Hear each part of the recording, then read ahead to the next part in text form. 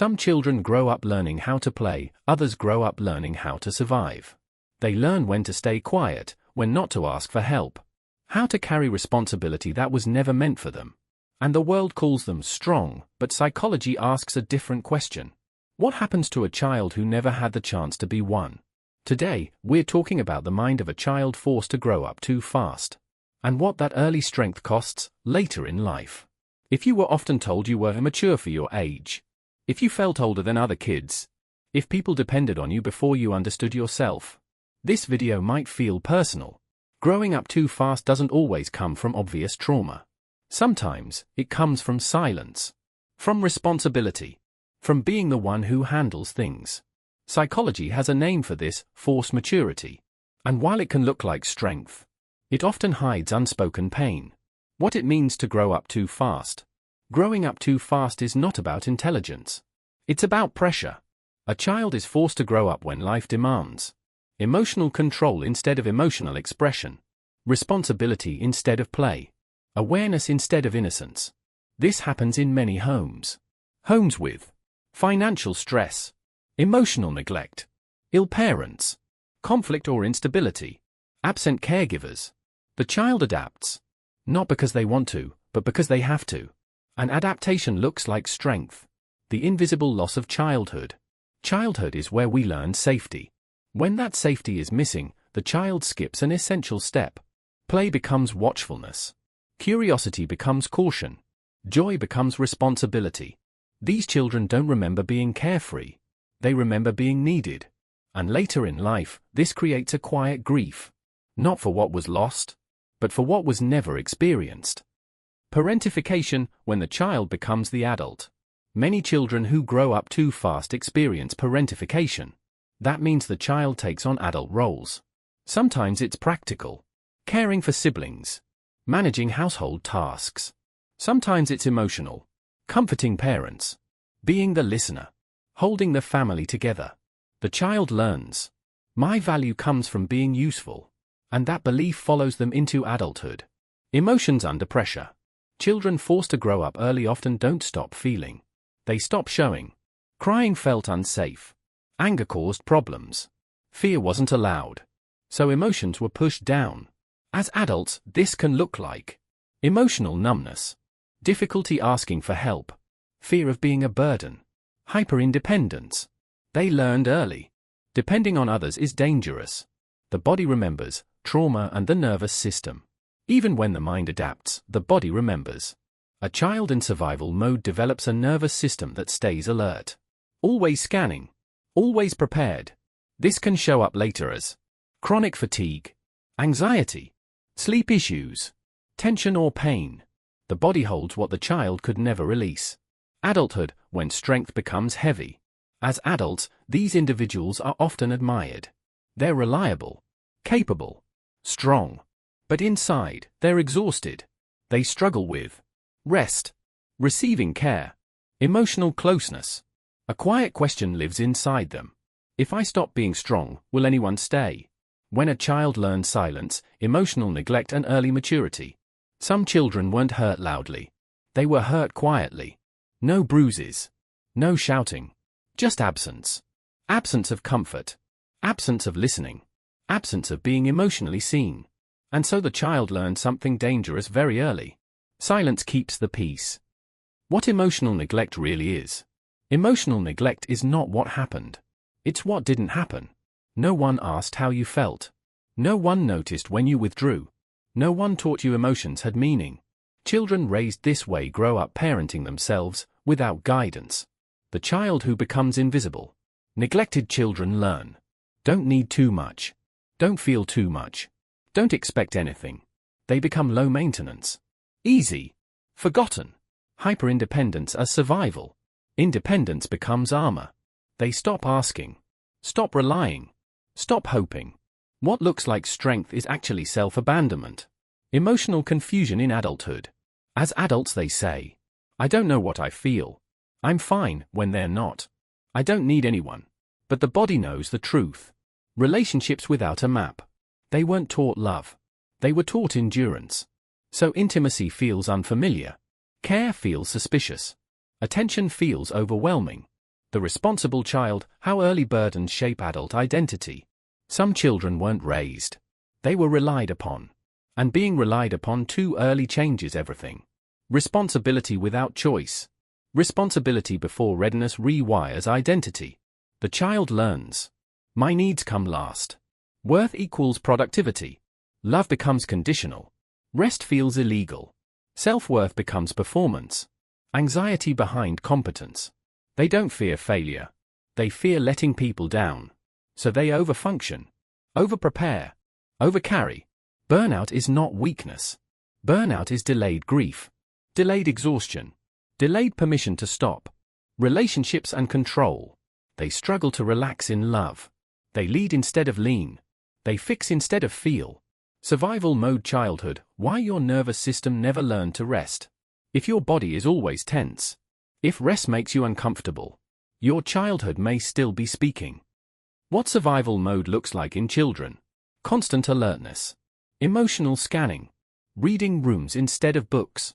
The nervous system learns danger. Chronic stress teaches the body. Stay ready. Don't relax. Something bad is coming. Anxiety without a story. You feel on edge, but don't know why. Your body remembers even when your mind doesn't. Why rest feels unsafe. Stillness feels dangerous. Slowness feels wrong. Peace feels unfamiliar. Relationships trigger the system. Closeness activates fear. Conflict activates shutdown. Love activates vigilance.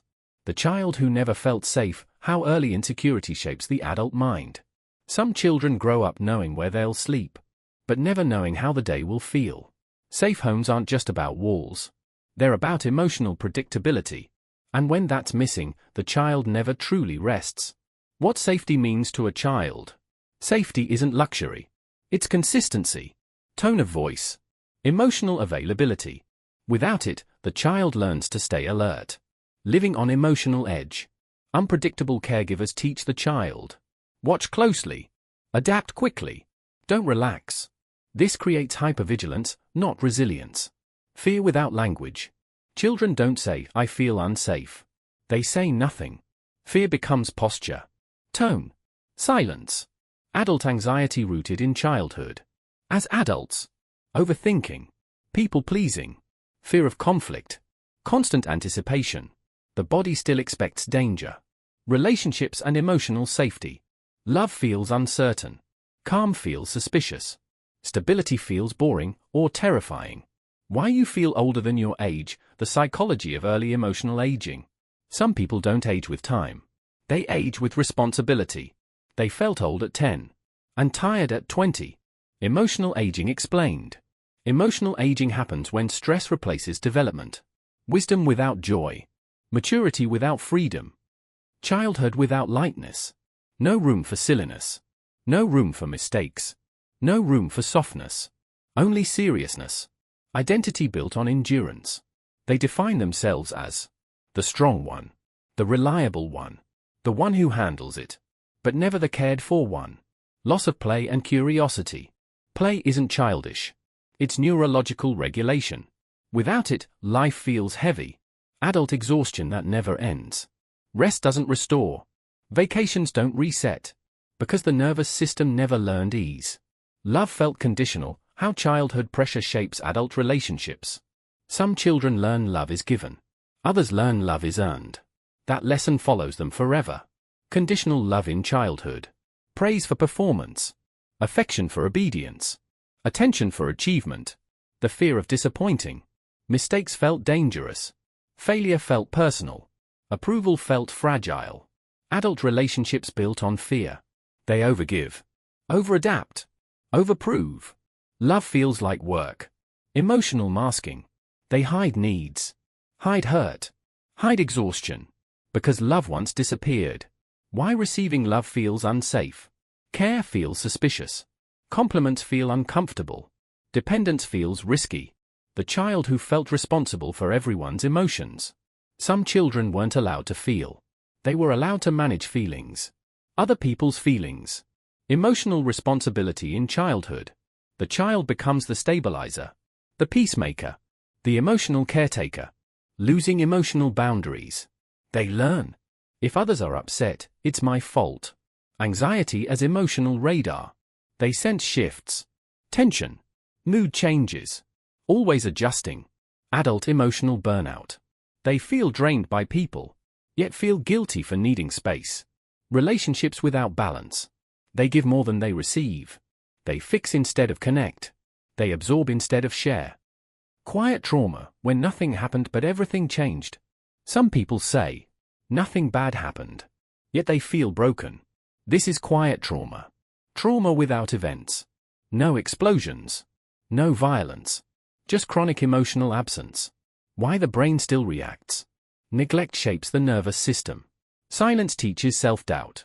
Shame without origin. They feel wrong, but don't know why. They blame themselves.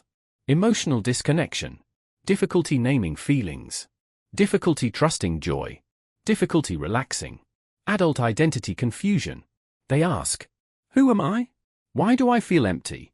Why is life heavy? Healing the child who had to be strong. Healing begins with awareness. With realizing. You weren't strong because you wanted to be. You were strong because you had no choice. Healing looks like allowing vulnerability. Learning self-compassion. Resting without guilt. Reclaiming joy. Therapy can help. So can inner child work. So can simply being gentle with yourself.